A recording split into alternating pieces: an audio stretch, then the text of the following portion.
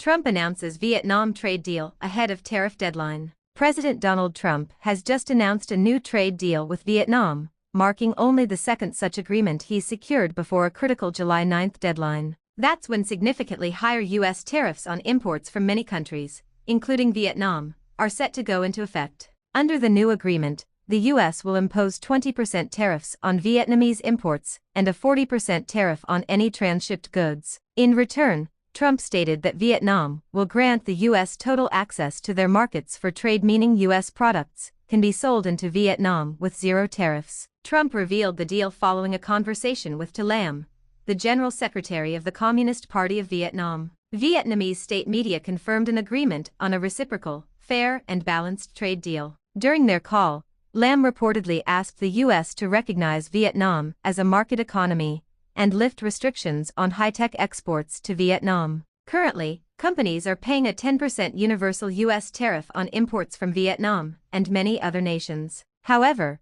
the much larger reciprocal tariffs that Trump initially imposed in early April and then paused for 90 days are scheduled to resume on July 9. Trump has indicated he's not interested in extending this pause, telling reporters on July 1, "No, I'm not. I'm not thinking about the pause." The administration's stalled trade deal progress. When the Trump administration initially delayed these sweeping tariffs, the White House economic team predicted a rapid succession of deals, with trade advisor Peter Navarro suggesting they could run 90 deals in 90 days. However, progress on this pledge has been slow. The Vietnam deal is only the second agreement reached. The first was in May, with the United Kingdom, involving Prime Minister Keir Starmer. In June, Trump also announced the framework of a trade deal with China. This proposed deal would see the U.S. collect 55% tariffs on Chinese imports, while China would collect 10% on U.S. imports. This followed an earlier agreement in May to reduce triple-digit tariffs as talks continued.